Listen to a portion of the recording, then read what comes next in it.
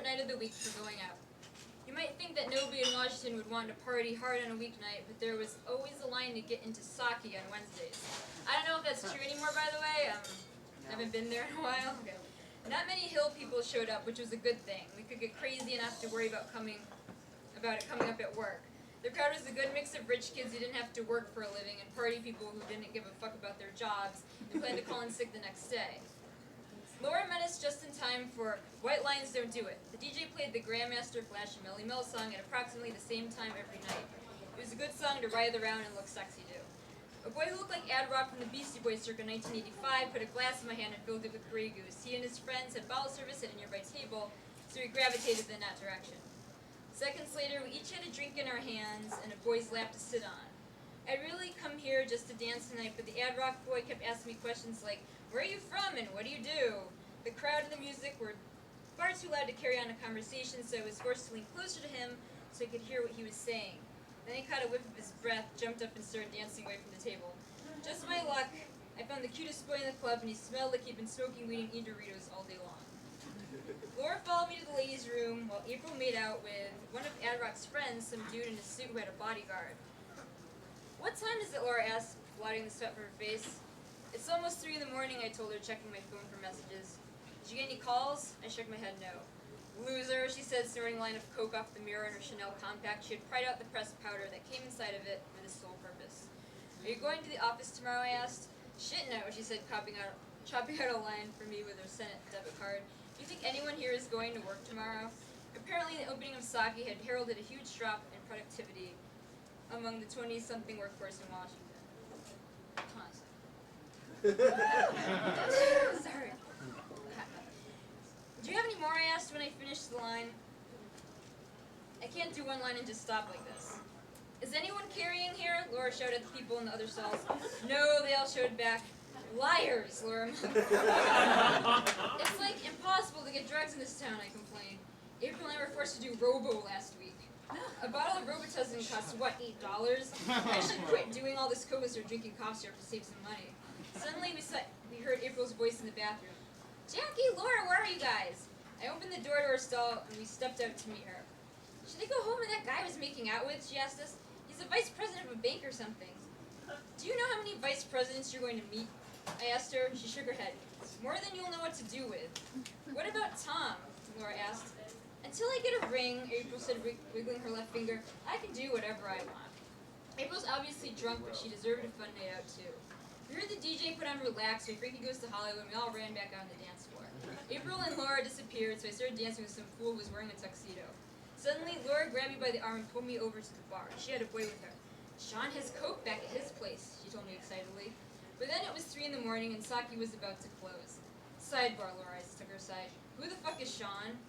"I don't know," she shrugged. "Doesn't matter, he's a guy with coke." Laura and I followed our new best friend Sean up the stairs to the exit. We saw April climb into a limo with the vice president she had met.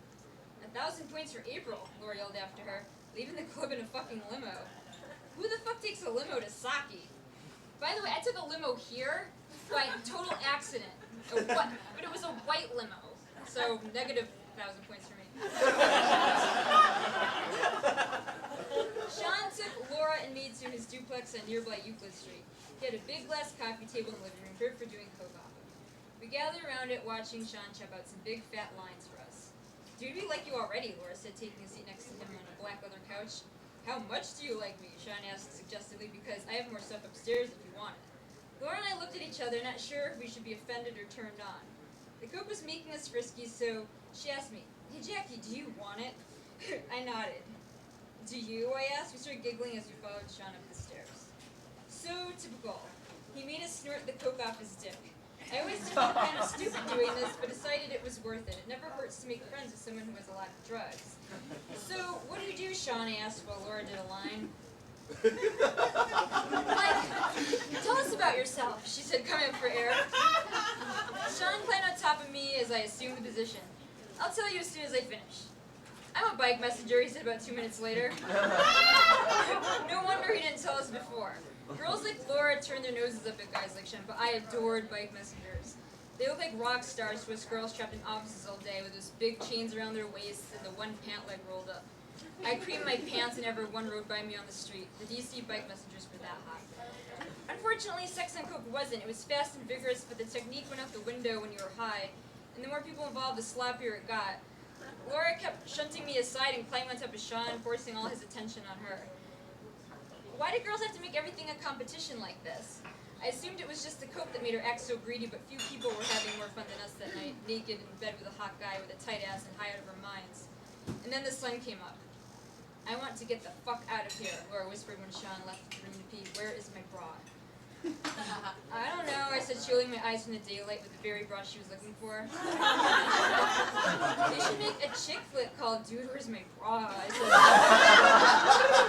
said. Laura snatched her bra away from me and I pulled the bedsheet over my head. I'm serious, I want to get out of here, she said, scrambling to get up. Are you coming or not? Not, I grunted.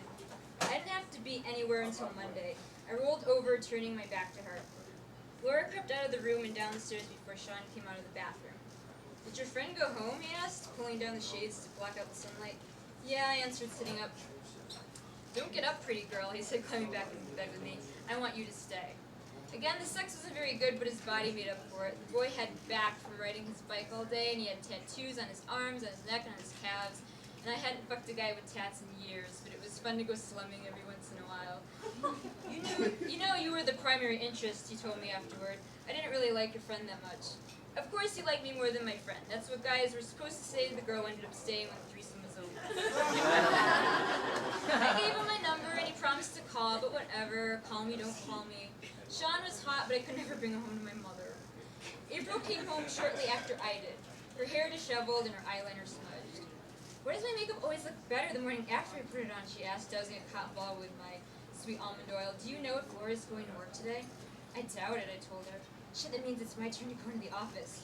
You're going to work today? Well, we both can't call in sick on the same day, and I called in last Thursday. Do you need any of this? I asked, showing her the nice parting gift that she could give me. A vial of Coke, street value $300. Where did you get that? She wanted to know.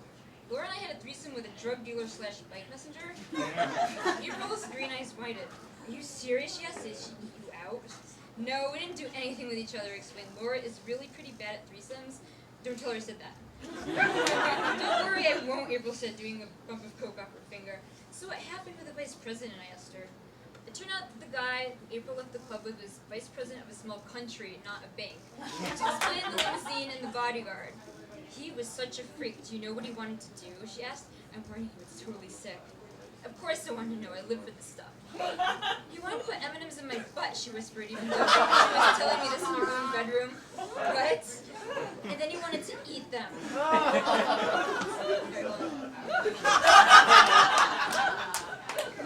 Ugh, I fell on the floor laughing. Plain or peanut, I asked her.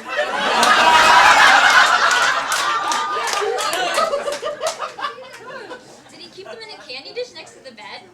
Oh, shut up! It was seriously the scariest thing that ever happened to me. I couldn't understand half the stuff he was saying, but he implied that he could do whatever he wanted with me because he had diplomatic immunity or something. But that doesn't give him the right to make you his human Pez dispenser. You wouldn't let him do it, did you? She wouldn't answer me. Huh, I laughed. You can never tell me anything ever again. I was scared, okay, April admitted. For all I knew, the guy could have kidnapped me, put me full of drugs, and dumped my body into the ocean from a helicopter when he got tired of raping me. And he would get away with it because he's a very important person. I don't know, April, that seems pretty far-fetched. Oh, whatever. Didn't you once say that you had a boyfriend who liked to strangle you during sex? She reminded me. There are a lot of weirdos out there. It's actually pretty